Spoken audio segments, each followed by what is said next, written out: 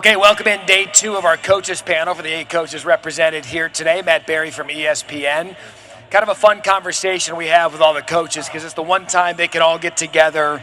We can discuss college football, the health of the conference, the health of the game.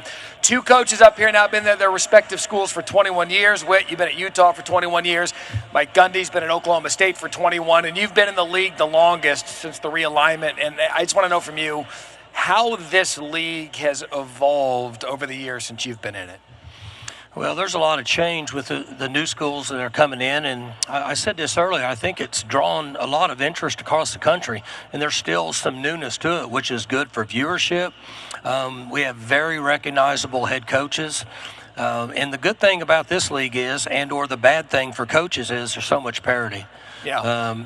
Gosh, I don't know if anybody can sit here and think this is going to be a win or this is going to be a loss, and I think that's great. I feel like that we have the best commissioner in all of sports, and he gives us a chance to continue to grow and develop this league every year. Yeah, and Rich Rod, coming back in now, West Virginia, you've been outside looking in. How would you assess what you've seen on the outside of the Big 12 the past few years? Well, first off, what's changed is that we get paid pretty good, too, now. A couple guys standing right there got our start in small colleges, and so I don't think any of us got into profession for the money, but there's a responsibility when you're getting that much money getting spent on coaches and on players now and on programs. You have a responsibility to have a good product out there for your fans and for college football. And again, I've been in the league just for a couple months now, and there's no question. If you look at the quarterbacks coming back in the Big 12, yep. Look at the staffs that are in the Big 12 and the players and talents in the Big 12. We have one of the best leagues in the country, and it's probably going to be the most exciting league to watch every weekend. Yeah, and Coach Prime, you touched on it a minute ago, Brett Yormark and what he's done for this conference. What does this league, in your mind, need to do to sustain itself among the elite in terms of talking about elite leagues in college football? We just got to keep kicking each other's butt, and that's the problem. Everybody's so darn good up here, you can't just think you're going to go into any of these cities or have them come to you and have a win. You just got to keep evolving, and that's tough, especially with NIL, and that's tough with just the retention of some players that you're trying to keep. It's tremendous. I think everybody now has learned tremendously about the portal. You've learned about the finances, and you're not just coaches anymore. Now you got to understand this is a business, and you got to conduct this like it's a business. It's a good jumping off point for the next question. Whit, I want to ask you about that because you've been around a long time. You've been around the sport. You've seen it change year in and year out. Brian was talking about it a minute ago, the windows, the NIL, the transfer portal. In your mind, what needs to happen to make this whole sport cohesive again? Great question. I think everyone's searching for that answer. It's all boiling down to try to create a level playing field, if that's possible. There's never really been a level playing field in college football, but I just think that, as far as our conference, first of all, to piggyback off Coach Prime, we got to win the out-of-conference games as far as strengthening the conference. That was, what you asked Coach, and I think that will help. But the rev share thing is going to be somewhat of a, I don't want to say equalizer, but that'll be something that at least puts some guardrails on things and gets things more in line for each school and not have it just be completely the wild, wild west. Yeah, and Coach Brandon and Coach Fritz, we were just talking about this on ESPN on the set a moment ago about the challenges of coming in as a first-year coach, the portal windows, rosters getting rated. Is there a way to stabilize that so in your first couple of years you're not running around trying to figure out who you have, what you have, who's talking to your players, and who's on your roster? I would say for us, the biggest thing about creating some stability is some consistency of your coaching staff. I think the leadership of any organization, the more consistent, the more continuity you can have there, gives you a chance to have a little bit more stability in the program. And then the roster overhaul, I think that's also in that first couple of years, you're also figuring out there's always some sense of like the previous coach's guys and then your guys, right? And trying to get all those people either on the same page or getting those guys to either stay or go.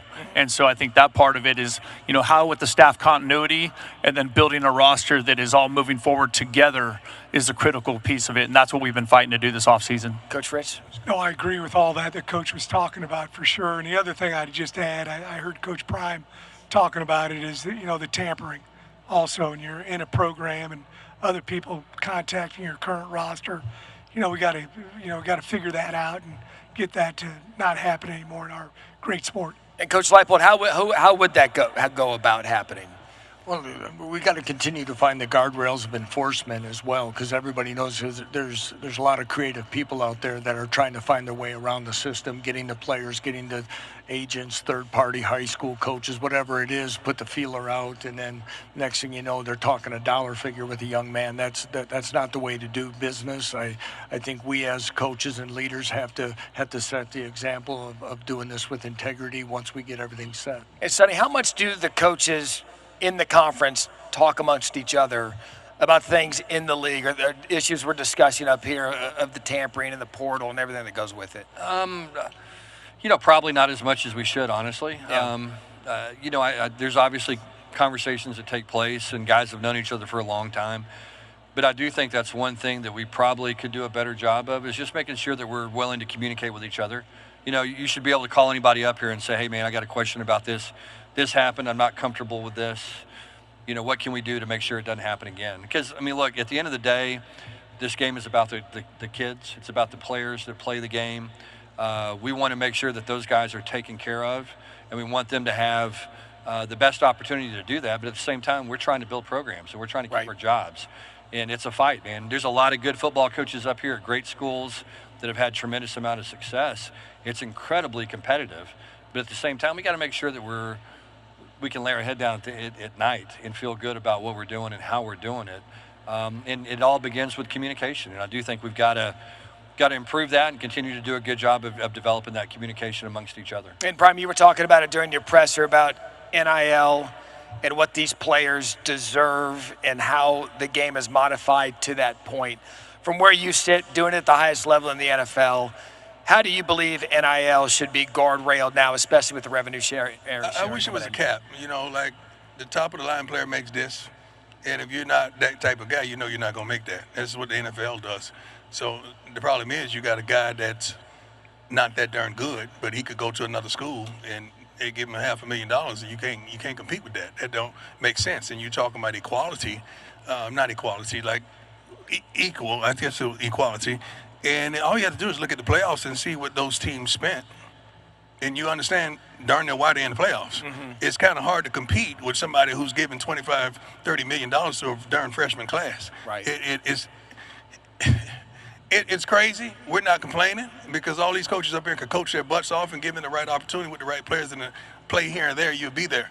But it's what's going on right now don't make sense. And we want to say stuff, but we're trying to be professional.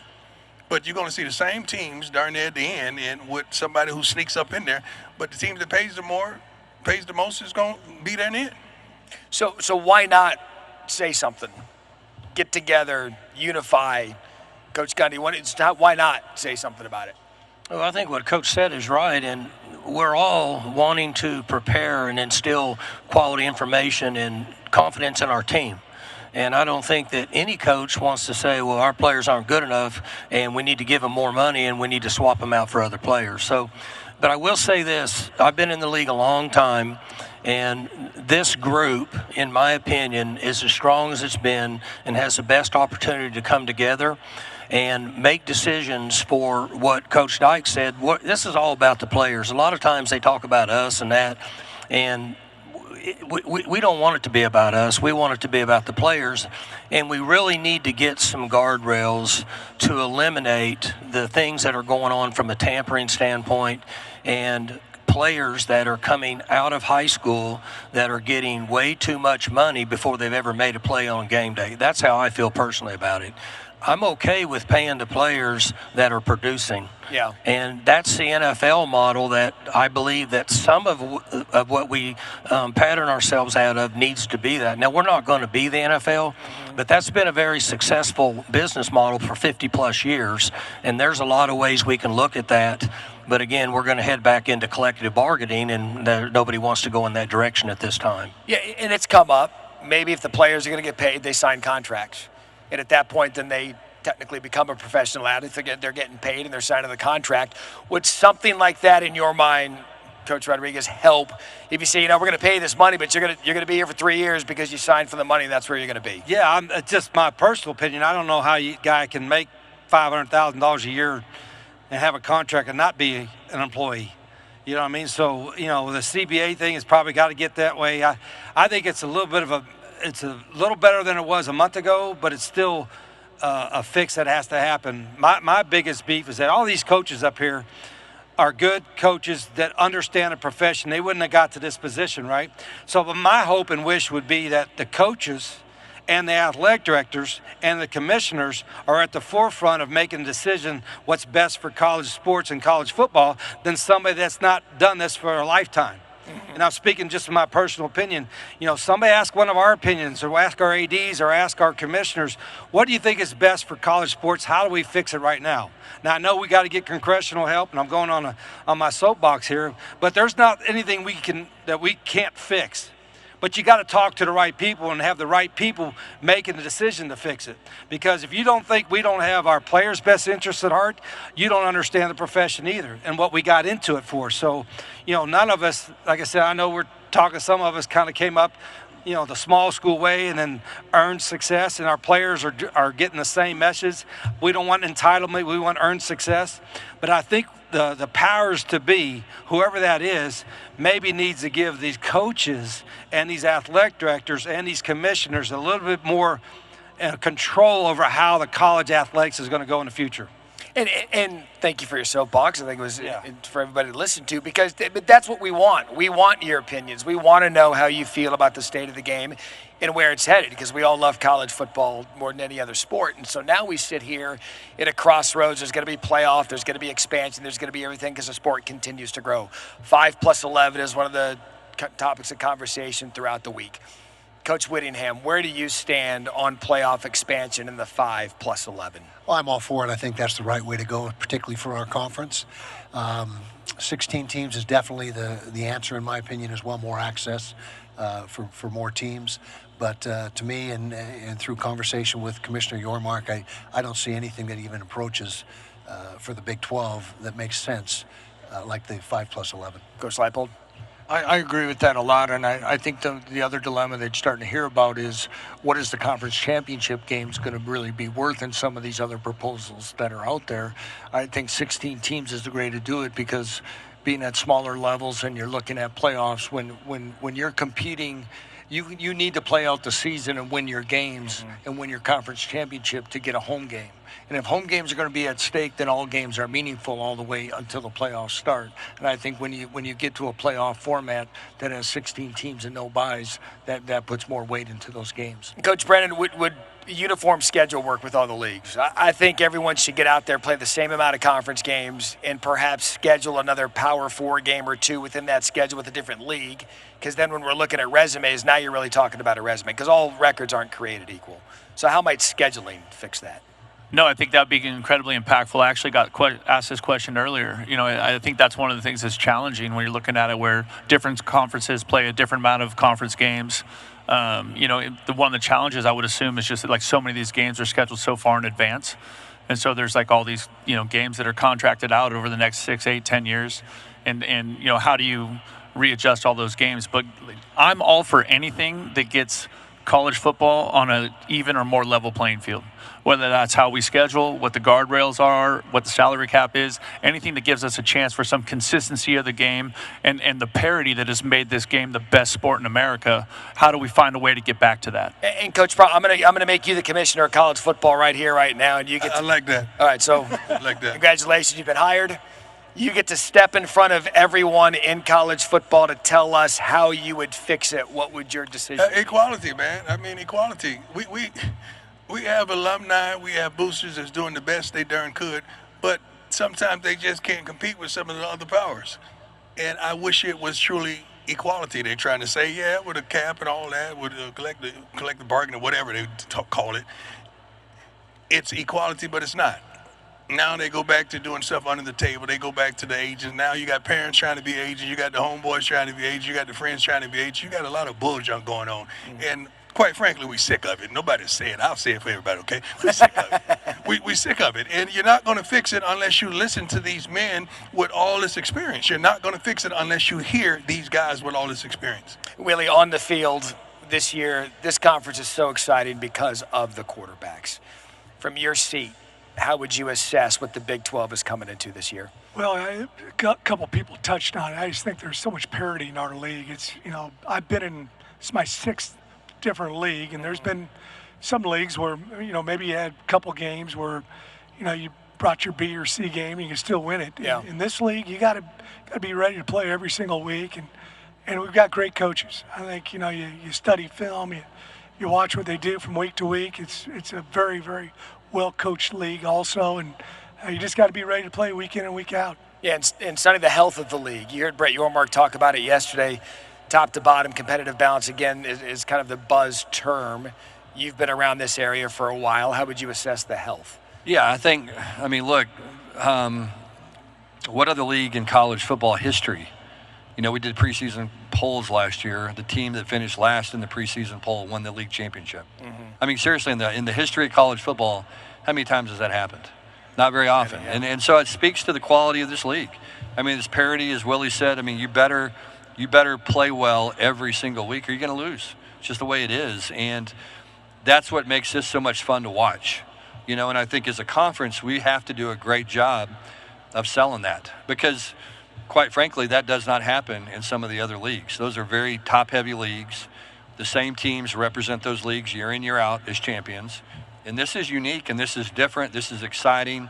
This is a brand of football that really not too many people have seen in the past. So we got to do a great job as a league of selling that because it's true. Coach Gundy, do you believe nationally this league is a bit overlooked? Well, I don't know about overlooked, but the discussion with the playoffs and such and the teams, and I believe you should have to earn your way into that. But one thing that I mentioned a few years ago and have followed up with this is as you watch this league, there's a lot of similarities in the NFL. You're going to beat each other up. Yeah. This is what we're all talking about. And the coaches up here, and I'm sure the 8 that were up here yesterday, yep.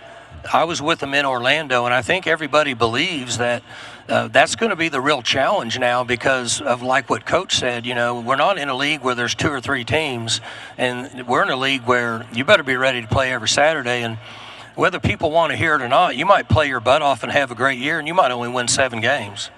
Yeah. In a league, it's extremely difficult, and you might have 2 or 3 games, 4 games, you lose, 2 or 3 points, or at the end of the game, and that's what can happen. But I think that's going to draw a lot of viewers to this league. And any of you can answer this because, look, all records, like I said earlier, aren't created equal. You could have a couple of 10-2 teams and a 9-3 team that just went through a gauntlet of a schedule that may not be as good as an 11-1 team's record says, but at 9-3, you probably deserve a shot at the postseason. Yeah, just speaking for myself, I know you always kind of take a look at your conference games, but I don't have one thought when I go to bed at night what Oklahoma State's doing or Kansas is doing. I'm worried about West Virginia, you know what I mean? And I think every coach up here will tell you the same thing. You got so much to do with your own programs that you're doing everything you can so your program does well, and every coach has that same mentality. I think that's why this league is probably in the best position it's been in. I'm new to it than it's ever before because you have that kind of singular focus on the stage.